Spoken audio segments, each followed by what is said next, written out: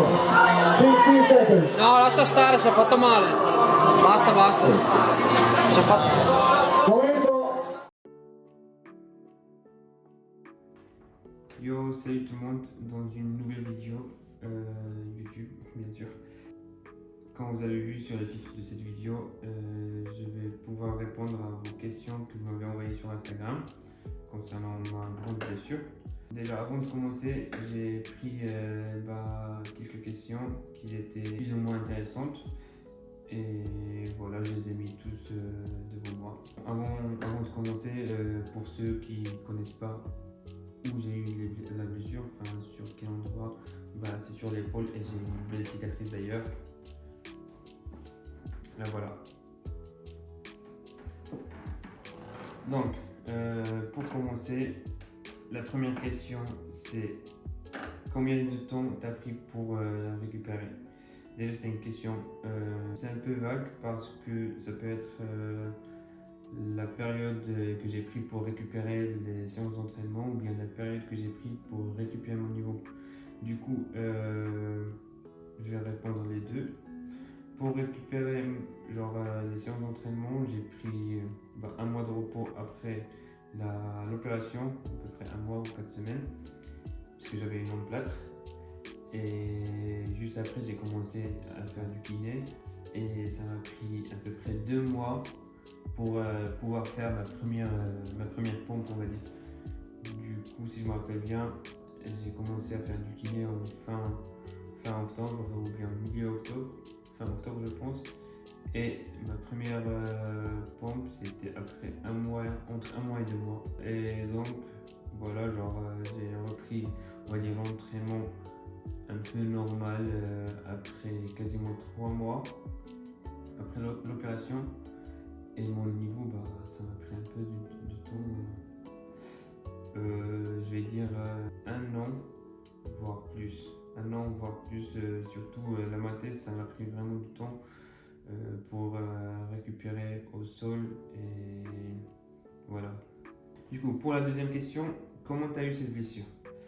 Alors, comment j'ai eu cette blessure? J'étais en compétition à Burning Gate en Italie, c'était en 2019. En gros, à la fin de mon enchaînement sur la barre, j'ai envoyé ma thèse en pronation et il y avait un moment où mon épaule a craqué. J'ai senti que j'ai eu une blessure grave parce que on dirait que j'ai plus de force sur mon bras gauche. Voilà. La troisième question. Tu avais des douleurs avant la rupture du tendon? Je pense qu'il veut dire, dans cette question, la personne veut dire est-ce que j'avais des douleurs peut-être avant avoir cette grosse blessure. Donc avant avoir cette grosse blessure, j'avais effectivement des petites douleurs, on va dire. Il y avait des moments où il fallait que je craque mon épaule pour me soulager. Il y avait des mouvements que je ne pouvais pas faire, par exemple. Avant 2019, je ne pouvais pas faire les festos, j'avais arrêté le festo après l'année 2017 je pense, parce que j'avais mal en faisant les festos, tout simplement. Et aussi les one-arm front lever, je les avais arrêtés. Du coup, effectivement, j'avais des douleurs. Quatrième question, qu'est-ce qui t'a motivé pour continuer après cette grosse blessure? Surtout que tu as su que tu vas arrêter pour un long moment et tu vas tout perdre.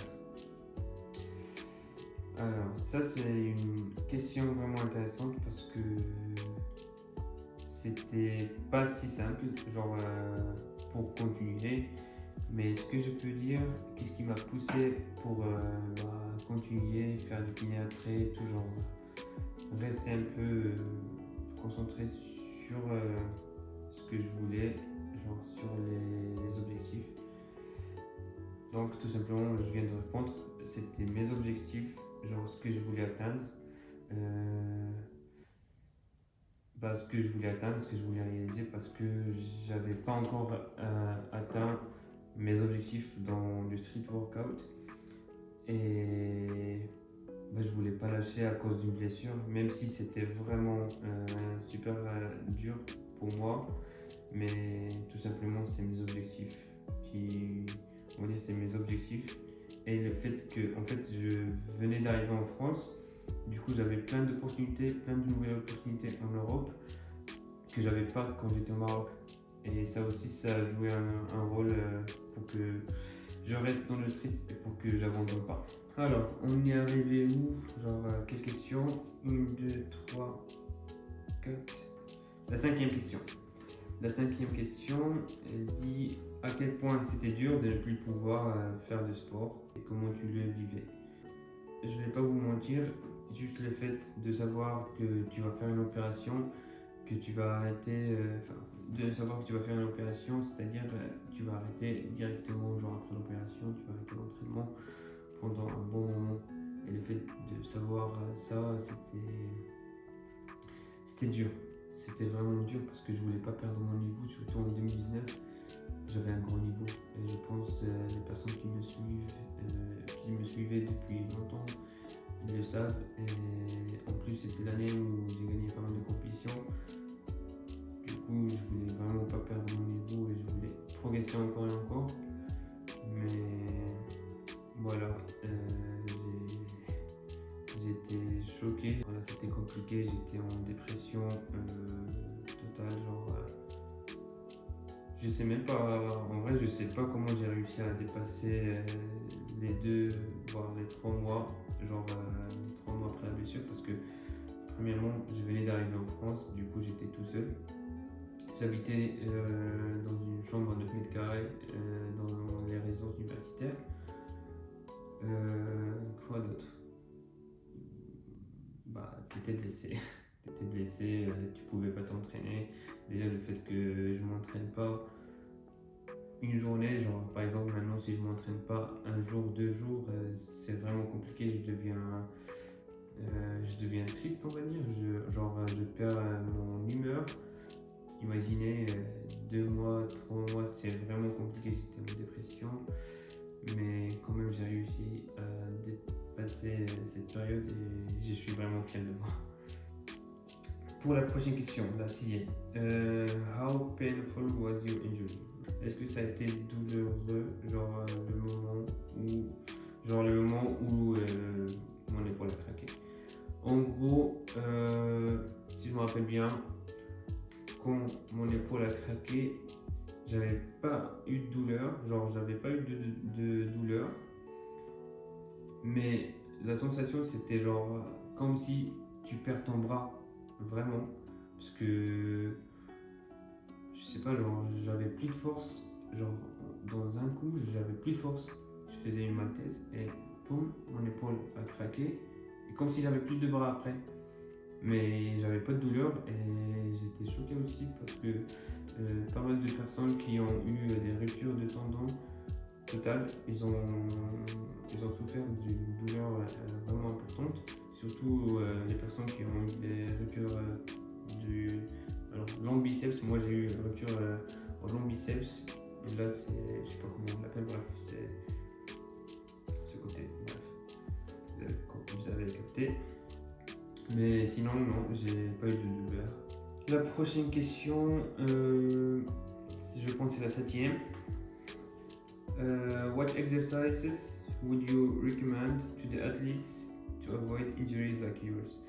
Alors, en français, ça veut dire quel exercice que je recommande pour les athlètes pour qu'ils préviennent ces blessures ou bien ce genre de blessures.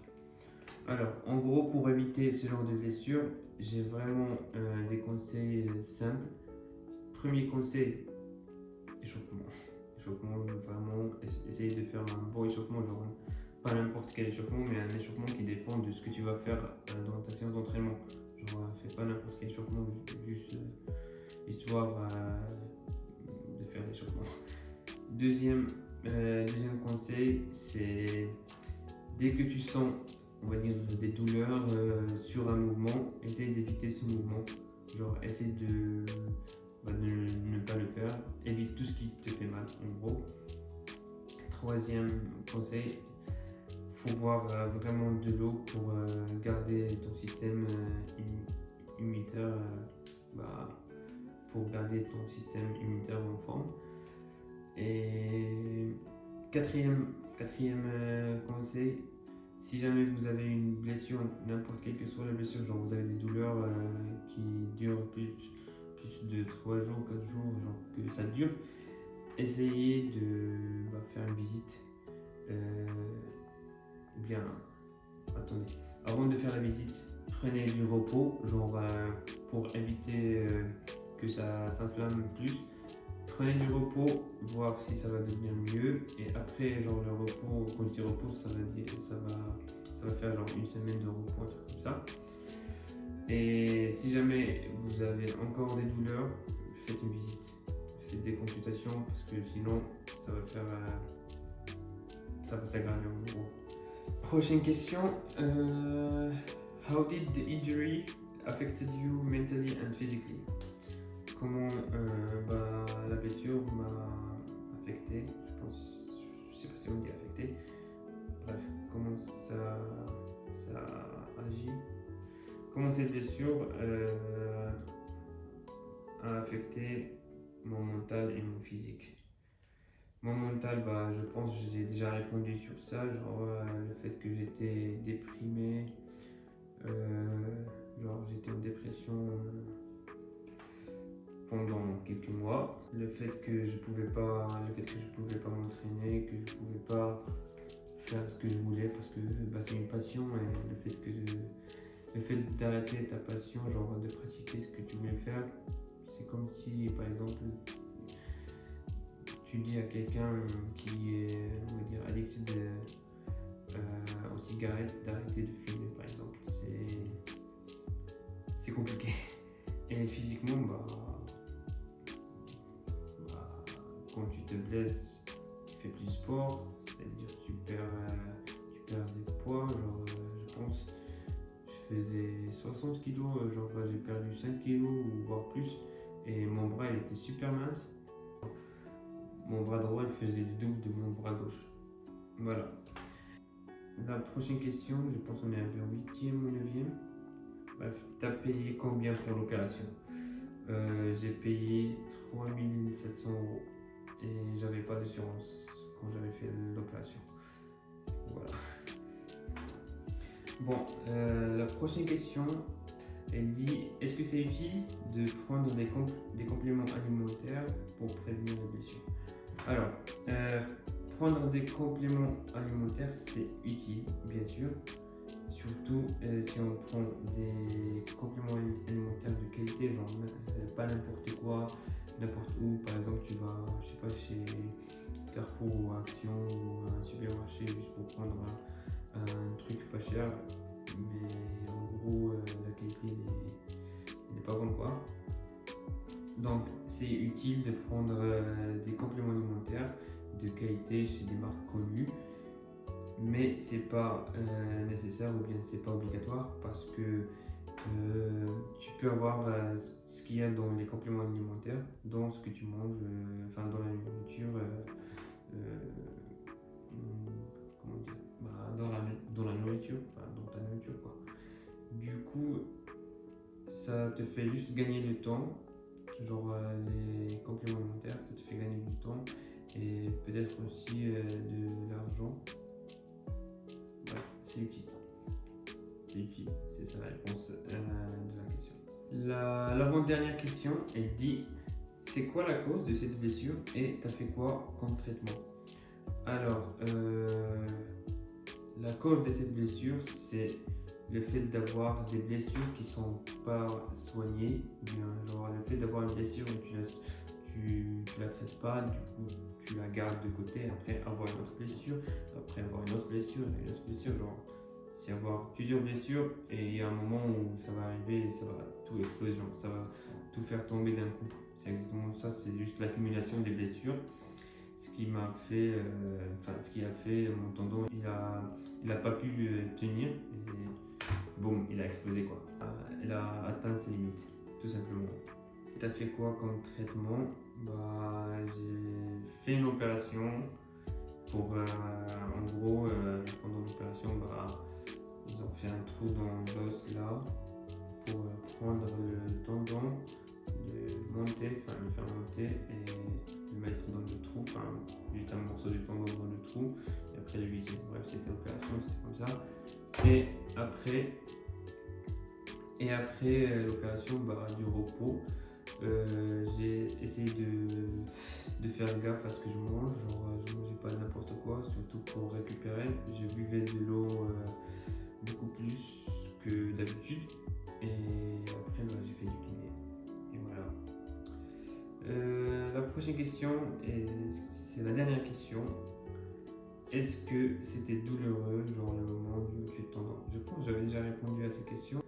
J'avais pas de douleur, je répète encore une fois, j'avais pas de douleur pendant genre le moment où j'ai eu cette blessure, donc quand j'étais à la compétition en pleine qualification.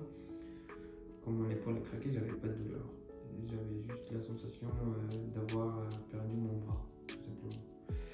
Et c'était tout. Voilà, c'était tout pour les questions. Dites-moi en commentaire si vous avez d'autres questions que vous voudrez que j'y réponde. Et dites-moi si vous avez kiffé ce genre de vidéo, genre quand je suis face à aux caméras, je vous donne des infos comme ça, à la place de faire des vidéos d'entraînement, je sais pas quoi. Et voilà, c'est tout. Merci d'avoir regardé jusqu'à la fin. J'espère que c'était intéressant. Laissez-moi un commentaire. Comme ça, je vais savoir votre avis, un feedback. Comme ça me motive à faire plus de contenu. Voilà. Merci à vous et passez un bon training si vous allez s'entraîner après. Ou bien une belle journée. Bref, prenez soin de vous.